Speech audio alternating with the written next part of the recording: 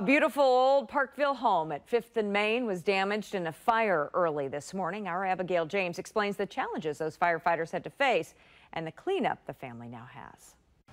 Well, there were essentially two fires here in the main home and the guest home, and we were told that this was actually a pretty difficult fire for these firefighters to fight, and that's because of the size of the structures and the terrain surrounding it.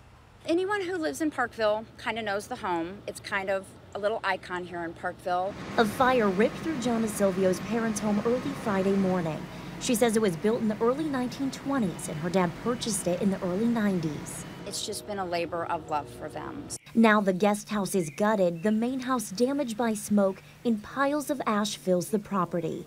The carriage house, I think that's going to have to come down. It's literally melted in there. Tight roads, low water pressure, and steep terrain made it difficult for firefighters to fight the fire, two of which were treated for minor injuries. We know at least one had a twisted ankle. We called for a second alarm because we knew the incline, the terrain, the water, everything all just made it a lot worse. Firefighters were amazingly able to keep the fire under control and prevent it from spreading to other buildings close by.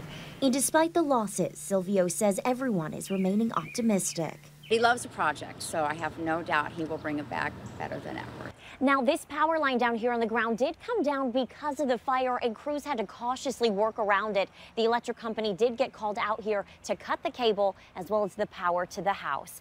Abigail James, KC TV5 News.